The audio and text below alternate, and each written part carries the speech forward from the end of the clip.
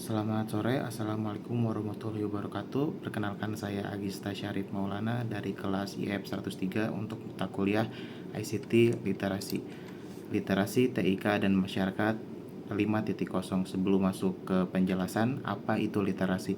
Literasi adalah kemampuan mendasar untuk memahami, menganalisis, dan tentunya menggunakan informasi secara efektif melalui membaca, menulis, menyimak, berbicara, sampai mengolah data, serta berkomunikasi dengan berbagai simbol. Sedangkan TIK singkatan dari Teknologi Informasi dan Komunikasi, sehingga masyarakat 5.0 adalah merupakan konsep masyarakat berpusat pada manusia itu sendiri, di mana teknologi seperti AI, IoT, dan Big Data serta otomisasi ya, jadi makro atau programming digunakan untuk menyelesaikan masalah sosial dan meningkatkan kualitas hidup, bukan menggantikan peran manusia, karena ujung-ujungnya tetap manusia sebagai pemangku kebijakan itu sendiri. Keduanya saling berkaitan erat karena masyarakat 5.0 atau 5.0 itu sendiri tidak dapat terwujud tanpa literasi TIK yang baik, agar teknologi dimanfaatkan secara optimal dan tentunya tidak disalahgunakan. Peran pengguna TIK dalam konteks AI.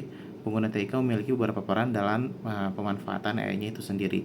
Yang pertama itu tentu ada konsumen AI.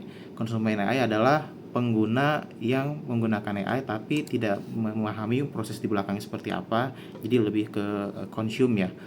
Itu contohnya misalnya untuk melihat dashboard atau data counting pada suatu mall, ada berapa orang jumlah masuk dan juga keluar. Yang kedua itu ada operator. Operator itu mengoperasikan dan mengkonfigurasikan sistem AI-nya itu sendiri. Seperti tadi contoh yang pertama untuk cara penghitungan people counting di mall ya. Operator ini dia akan men-setting untuk softwarenya itu sendiri supaya dapat berjalan. Yang ketiga adalah evaluator.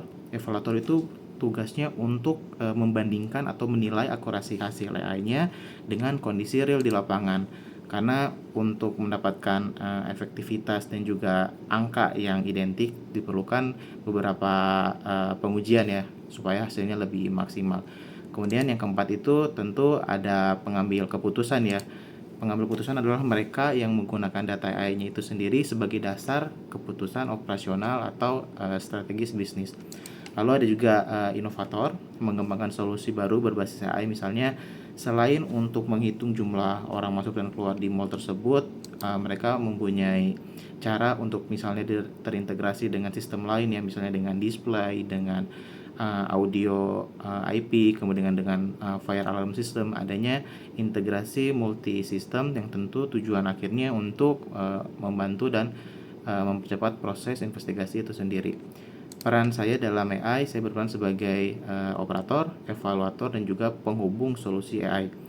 Kenapa? Karena berfungsi untuk proses konfigurasi ya, dan juga tuning atau tadi untuk kita cek supaya hasil datanya akurat. Poin kedua untuk materi proses data mining.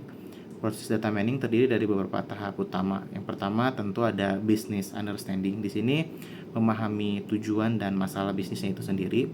Kemudian ada juga data understanding. Di sini berfungsi untuk mengumpulkan dan memahami data yang tersedia. Lalu ada data preparation.